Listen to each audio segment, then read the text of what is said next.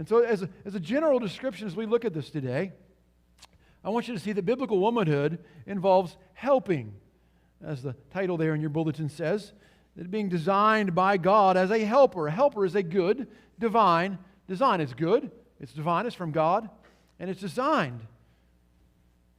And listen, that's not my idea. That's not my idea. And I trust that you will see these are not my words, these are not my categories, these are not my explanations that God has given for feminine purpose. I'm not trying to push some ancient, oppressive, patriarchal narrative that demeans women, that denies freedom. No, not at all. I'm merely trying to let God's Word describe for us at least some of what He thinks is good and beautiful and unique and indispensable and valuable about womanhood. And so we want God's Word to speak. Woman's role as a helper. And that role as a helper corresponds to God's design for men to need help as they function in their general role of leadership, of headship. And so today in Genesis 2, we'll find four evidences of that, four evidences of God's design for women as helpers. And we're not going to look at the corresponding roles of men. We'll talk a little bit about what that means for us as men. But four ways that God showed in His creation narrative that women are designed to be helpers. And so I just want to get the big picture. Let's just read all of Genesis 2, and then we'll come back to the various details and draw out the evidences of that helper role of woman. So what we have here is the first evidence of woman's design as a helper. You might say it like this: woman was created after man to help him. Point number one, woman was created after man to help him. That's an evidence of God's design for her as a helper. Woman was created after man to help him. The woman was created after the man to help him. Secondly, verses 18 to 20 also show that woman was created for the man to help him. She was created for the man to help him. Not only was she created after the man to help him, but secondly, she was created for the man to help him. In verses 18 to 20 we just read, describe that. Verse 18 and verse 20 describe her as a helper suitable, what? For him. Suitable, corresponding to, for him. God didn't make woman because God Himself was lacking. God didn't make woman for the animals or for herself alone. God made woman as a helper suitable for the man, as a helper corresponding to the man. It's the first wedding.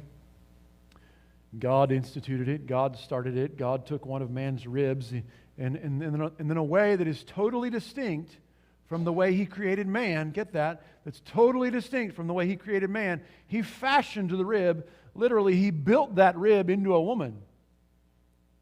God had formed the man from the dust of the ground, but He formed the woman from the man. And so we see in that a third evidence of God's design of woman as His man's helper.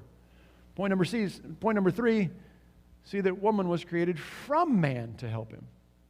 From man to help him. Not only after man to help him, not only for man to help him, but from man to help him.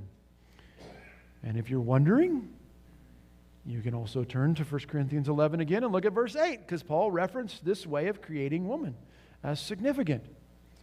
Paul emphasized woman as created from man as a reason in 1 Corinthians 11 why men and women should look different, should dress differently. Listen to that in our culture. Should dress differently, should look differently. I mentioned 1 Corinthians 11 earlier. You can read it later. See how it affirms the cultural norms of gender distinctiveness.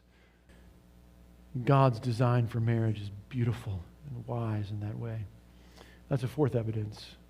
It's a fourth evidence of this design. Woman was created beside the man to help him. After the man, for the man, from the man, and beside the man. And by that I mean beside him in marriage. In that specific microcosm and application of marriage. God's design for the human race even to reproduce requires this life partnership in marriage. It's good, it's beautiful, and it involves helping alongside. God's Word makes sense of our lives. It always does. And God's word can always be trusted. God applies his remedy for our sin problem when we confess it, when we admit our sin problem. We admit that our heart is ruled by our wicked desires, and we say, God, give me a new heart. Make me new. Change my life. Grant your Spirit to give me power to live as you have designed, and do so because you have sent your own Son into this world to crush sin and Satan, as you promised from the very beginning. Because you've sent Jesus into the world to live the perfect life that I could never live and die the death to pay for my sin that I would take eternity in hell to pay for. He paid for it on the cross, and he rose again to prove it. And so, God, because of Jesus, give me a new heart. Give me a new life.